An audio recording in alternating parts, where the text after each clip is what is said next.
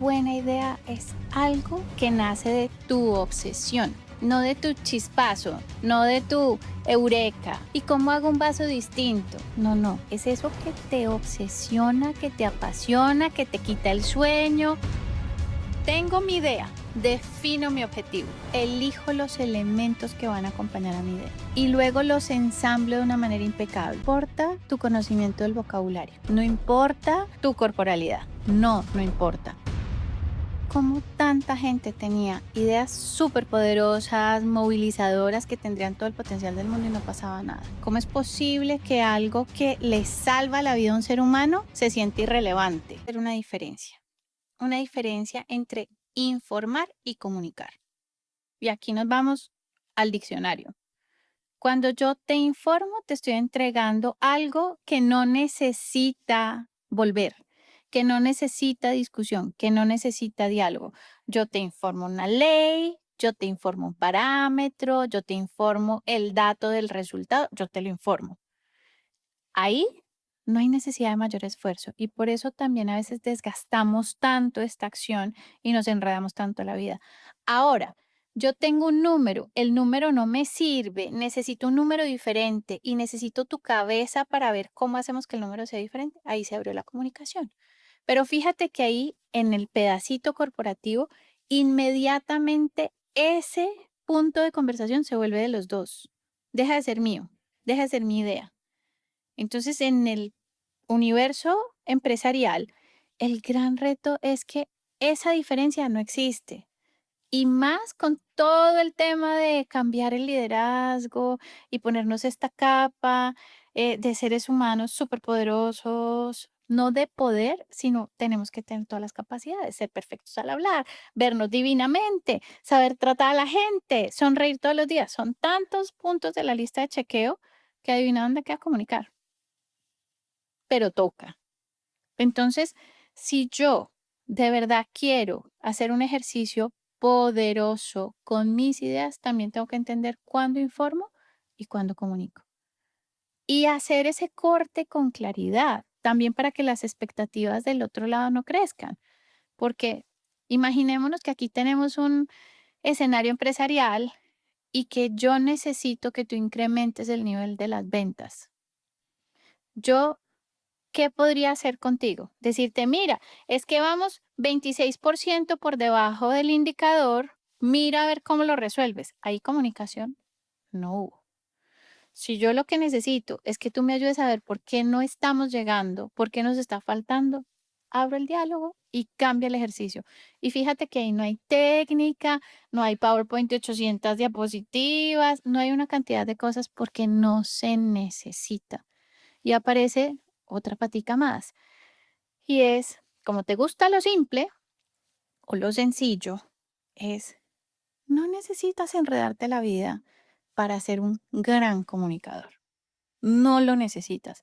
Y por lo tanto, todo lo que hemos pensado de qué hace que una persona comunique muy bien una idea podría estar bastante mal. Diría, no le preguntes, cuéntale.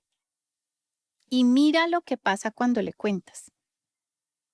Más que decirle, oye, me tengo esta idea, ¿qué opinas? Es naturalmente, te voy a compartir algo, sin prepararte para nada. Y vas mirando la reacción.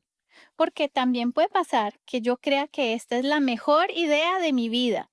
Y de pronto me doy cuenta que no es esta la idea, que la idea es esto que yo tengo por acá, que vienen juntas, que están relacionadas, pero que de pronto yo no las había conectado. Y cuando te lo estoy contando y veo la cara y tú me dices, sí, pero para eso no tienes algo con que escribir que te ayude, tú dices, ahí está la idea. Entonces yo propongo más que preguntar, preguntar siempre funciona. Conversar es la herramienta más poderosa. Estamos de acuerdísimo, pero primero comparte. Después de compartirla, hay que hacer las preguntas correctas. Y los dos sabemos que la pregunta correcta es no es ¿qué te pareció? ¿Te gustó? ¿Qué opinas? ¿Es una buena idea? Porque dependiendo de lo benévola que sea la persona con la que estás hablando, entonces de pronto yo te aplaudo y te digo, "Ay, claro, es buenísima, me encanta", o no te puse suficiente atención y no te estoy contestando lo que tú quieres oír. Entonces yo debería hacer las preguntas ahí sí que yo necesito para validar lo que creo. Y es, ¿te parece útil esta herramienta para lo que te estoy proponiendo? ¿Crees que a la herramienta le falta algo? Y ahí empiezas a entender hasta dónde la persona entendió la idea, si entendió lo que tú querías y si además de eso tu idea va por donde la necesitas o si le tienes que pulir o ajustar. Si además, como es tu historia, me ayudas a entender no solo el camino, sino eso qué impacto va a tener en mí, tú me estás dando un regalo. Y ahí es en donde la parte básica es comunicar es una acción de dar. Y yo debería ver mi idea como el regalo que te voy a entregar. ¿Qué errorcito no menor tenemos? Que siempre tenemos esto como una acción de recibir. Yo quiero que me reconozcan, que me vean inteligente, que me aplaudan, que me vean capaz, que me validen. Quiero vender mi idea. Si ves que es un tema en donde soy yo la que estoy esperando, si yo en cambio te digo, mira, acá está este regalo, te lo entrego de la mejor manera y con la mayor intención. Lo nutro con lo que yo he vivido para hacerte este regalo. La piedra que te estoy regalando se vuelve súper significativa para ti y única porque te la di yo. Que si te la encuentras en el piso, pues es una piedra más. Yo le di la magia. Entonces ahí tus historias, tus aprendizajes. La palabra me cuesta porque la trajinamos mucho. Tu vulnerabilidad estratégica, quiere decir vulnerabilidad asociada a eso que estás haciendo. Y todo lo que tú hiciste para llegar ahí es lo que me sirve y lo hace tuyo. Si eres coherente, si es tuya y si tu intención la nutre, sí. Si se rompe uno de esos tres, perdimos el año. Entonces yo puedo encontrarme con la persona que vende aguacates en la esquina, yo puedo encontrarme con una persona que me sirve un cafecito y esa persona me puede enamorar con sus ideas. Sí, sí puede. Ahora, ¿qué necesita? Pues tener en cuenta quién soy, qué tipo de idea me puede entregar y para qué me va a servir. Entonces, si la señora o el señor que me sirve el café me explica la manera en la que ha aprendido que se toma mejor en temperatura, en tiempo, en forma, y me dice, así usted que tiene poquito tiempo se va a disfrutar más el café, desde esos 5 minutos. Esa es una idea transformadora. Ahora, si me da una charla técnica de barista sofisticadísima, además no tengo tiempo, de pronto no lo pedí, yo voy a decir, súper interesante tu tema, pero no, gracias. Entonces, sí, y ahí viene mi ADN, y es todos sí tenemos la capacidad de enamorar con las ideas. Sí. Y lo he visto, lo he desafiado, lo he probado un montón de veces, pero necesitas esas. Yo les propondría que se hagan una pregunta, una única pregunta, y es, ¿qué es eso que les hace saltar el ombligo? Y eso es bien literal y eso tiene su ciencia detrás. Cuando yo estoy parada en el conocimiento y estoy demasiado técnica, estoy acá. Es mi cerebro el que está activo. Cuando yo estoy contando una historia de amor, un tema emotivo, está acá. Cuando yo tengo una idea, está pegadita al instinto y ahí me he dado mil debates con colegas y no colegas, porque se siente acá. Entonces, usen la técnica que quieran, busquen el camino que quieran, siéntense un ratito y pregunten, ¿qué es eso que yo sé, que he vivido, que he pensado, que he sentido, que he creado o que estoy a punto de crear que me hace saltar la víscera? Y desde ahí empieza la construcción de la idea. Porque aquí también te voy a contar una cifra y es en este espacio solo de curaduría de escenarios TEDx he visto, pero de lejos, más de 1 millón de postulaciones.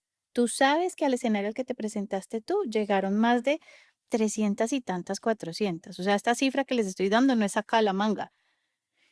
Y cuando empiezas a mirar las postulaciones, tú dices, aquí podría haber algo muy bueno, pero la persona no lo está viendo.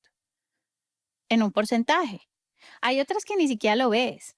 Cuando la presentación es como la que esperabas al principio de, hola, mucho gusto, soy Paula Rincón. Mentira, yo sé que eso no era lo que esperabas, pero eso es lo que la gente usualmente hace y es contar sus papelitos, su experiencia, no le estoy quitando relevancia a nada de eso, pero eso no es lo que hace una buena idea.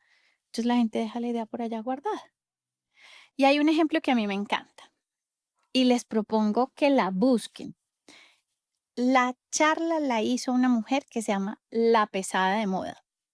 La amo porque además cuando yo acompaño a las personas, de verdad quiero construir una relación genuina de gratitud porque aprendo más de lo que nadie se imagina. Laura Agudelo, la pesada de moda, llegó a un escenario a postularse porque alguien le dijo, postúlate. Listo, llegó muerta de susto, llegó con mil interrogantes de "¿Y por qué yo me voy a postular si es que yo no entiendo?". Se los voy a poner de este tamaño. En ese momento era una de las mayores influencers de moda plus size de nuestro país. Les estoy hablando de la época del ruido, porque fue uno de los primeros escenarios TEDx. Me siento yo a hablar con ella y empiezo a entender en dónde estaba parada, qué era lo que tenía y a tratar de buscar, porque cuando a ti te postulan o tú te postulas es porque ahí hay algo. Uno no se postula como de bacanería. Me siento y empiezo a entender que tenía una percepción totalmente opuesta a los cánones de la moda. ¿Qué quiere decir esto? Y ya les insisto, les dejo la tarea, busquen la charla, es un TEDx Bogotá. Ella decía, las rayas horizontales están prohibidas para las mujeres que somos gordas, eso dice la teoría, además en este lenguaje. Pues resulta que no, y ponía los ejemplos. No, ponerse faldas anchas, y soy muy mala parafraseando, amplía las caderas, entonces eso tampoco funciona. Pues no, cuando me empieza a explicar eso, pero esto fue como una charla de, oye, me voy a comprar una camisa, ¿qué me recomiendas? Salió la charla. La charla estaba ahí. Entonces, si yo me siento y reviso qué es eso que naturalmente me mueve, tengo la idea. Sí o sí, tengo la idea. Descubrí un montón de formatos, una cantidad de conversaciones y me encantó ponerlas a prueba. Entonces, cada cierto tiempo vuelvo a mi modo laboratorio y genero un espacio más. Hay una frase que repiten mucho en el podcast y es que los puntos solamente conectan cuando tú ves en el retrovisor. ¿Cómo llegaste a ese descubrimiento? Porque tú lo decías, es un descubrimiento que parece y es grande, pero ¿cómo llegaste a entender cómo enamorar a las personas a través de las ideas? Viendo cómo tanta gente tenía ideas súper poderosas, movilizadoras, que tendrían todo el potencial del mundo y no pasaba nada. Mira el camino, y esto es historia patria, y las canas y las arrugas sirven para echar historia. Empieza desde mi vida corporativa, varias décadas atrás, en donde grandes organizaciones hacían cosas muy relevantes. Y cuando le tocaba al líder o al equipo contar eso tan relevante, el producto, el servicio, la situación, la realidad se volvía así de chiquitito. Y mi vida siempre ha sido la comunicación y por el otro lado el comportamiento humano. Entonces, cuando yo veía eso era como, ¿cómo es posible? A ver, ¿cómo es posible que algo que le salva la vida a un ser humano se siente irrelevante? ¿Cómo es posible que algo que puede solucionar un conflicto brutal se vuelve un documentico de acuerdo? ¿Cómo es posible que eso que va a hacer que todos lleguemos a un consenso y que una discusión álgida como un proceso de negociación sindical se resuelva de la mejor manera, termina en un conflicto exponencial porque la gente no sabe entregar las ideas? Un buen rato. Tratar de definir y de volver tangible y de no de hacer ni un molde ni un listado, porque eso es muy difícil, pero de entender que puede ser transformador. Y te voy a decir algo, una buena idea es algo que nace de tu obsesión, no de tu chispazo, no de tu eureka, no de tu ¿y cómo hago un vaso distinto? No, no. Es eso que te obsesiona, que te apasiona, que te quita el sueño, que cuando medio te tomas un cafecito, tu cabeza explota alrededor de ese tema. Entonces, una buena idea nace de tu víscera, nace de tu emoción. Lo otro es, una buena idea generalmente ya existe. Ya está a la mano de todo el mundo, pero a veces es tan sencilla, tan simple y tan cercana que no la vemos. Entonces, de repente, el señor que se inventó la estructura para sostener esto no la veía significante y fue una solución porque decía, yo no puedo tener a una persona todo el tiempo con un micrófono en la mano, ¿qué hago? Y no sé, se encontró un palito en la esquina y vino y lo organizó y lo puso de la manera correcta y después dijo, yo lo puedo producir en masa. Ahí nació la buena idea. Pero ¿de qué depende que funcione? Que no se quede solo en la solución del Señor, sino que en realidad el Señor sea capaz de contarle a otros cómo ese palito solucionó su problema y sobre todo cómo se lo puede solucionar a ellos. Entonces, una buena idea está pensada por y para la gente, no por y para mí. Y a eso hay que sumarle otra cosa, y es que debe ser fácil de digerir. Y ahí me voy a una mujer hermosa que conocí hace un par de años preparando un escenario similar al tuyo. Y esta mujer, una lideresa, pero como pocas, decía, es que Paula, yo no me puedo parar allá adelante si yo no entrego un discurso que no se pueda comer. Eso es una buena idea. Algo que la gente fácilmente se pueda imaginar, lo pueda sentir, lo pueda identificar para que sea movilizadora. Porque si la movilización no pasa, la idea no hizo nada. Antes de contestarte, te quiero dejar aquí un dato. ¿Sabes que esa es la pregunta más retadora de contestar? Pero esto tiene estadística detrás, o sea, esto no es solo porque uno diga, ay, ¿y ahora qué digo y cómo lo digo? Es porque lo más normal es que yo te dé una descripción que puedes encontrar en Google, en LinkedIn, en mi hoja de vida o en algún lado así facilito. Y precisamente por eso te propongo lo siguiente, y es déjame explicar mejor durante el capítulo qué es lo que hago y por qué lo hago. Pero te voy a dar un enunciado para no dejarte con la pregunta ahí tan abierta. Y es, soy una persona que ha descubierto cuál es el camino para enamorar mentes, escenarios y corazones. Y esto puede sonar súper exagerado y súper grande, pero tiene su ciencia detrás. Y yo creo que ese camino obedece a que yo tengo una obsesión. Y es que me encanta ver lo que las otras personas no ven. Me encanta encontrar ideas en donde los demás ven problemas, no ven nada, les suena cantaleta. Entonces a mí me encanta jugar a la alquimia. Y por eso, cuando me preguntan, ¿qué es eso que haces? La respuesta es alquimia. ¿Y por qué lo haces? Porque soy una alquimista enloquecida de las ideas. ¿Cuántas personas has preparado y qué eventos has hecho para que la gente entienda por qué es relevante esta discusión? Te voy a dividir la respuesta. He preparado más de 500 conferencistas de habla hispana. Además, he trabajado con un número muy relevante de líderes y de personas del sector empresarial para que precisamente entiendan este camino y vean que esto no es solo para el escenario. Entonces, estamos cerquita, estamos porque esta magia no la puedo hacer solo yo. Mi equipo y yo estamos cerquita de decir que hemos preparado más de 2.700 personas en este tema de conciencia de comunicación. En cuanto a los escenarios, también te voy a contar una historia, prometo, chiquita. Y es, cuando yo creé mi compañía hace 15 años, yo salí de un rol corporativo, de estar en una compañía muy fuerte del sector minero, con unas características muy relevantes en términos de contactos, conexiones y demás. Doy el salto al emprendimiento. Esa es una historia como para 7 podcasts más. Y empiezo a decir, como ya encontré mi pasión, ya encontré mi camino, ya tengo clarísima mi obsesión, no tengo ni idea del emprendimiento, yo tengo que experimentar. Y me inventé un laboratorio, literal me lo inventé. Y dije, si yo voy a probar esta hipótesis, que es que todos tienen la capacidad de enamorar con las ideas, yo tengo que llegar delante de la gente para que no me tiemble la voz y decirle, venga, es que si usted cree que porque tartamudea no puede comunicar bien, yo aquí le tengo la prueba viva de que eso no es verdad.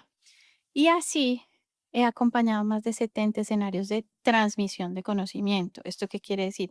Escenarios TEDx, escenarios de organizaciones que entienden que el conocimiento es el centro. Entonces, por ejemplo, una cumbre médica gigante. Y cuando les digo gigante es que ni pa' qué echo el número, Para que te lleves una idea, mi último escenario TEDx tuvo una audiencia de más de 7.500 personas en vivo.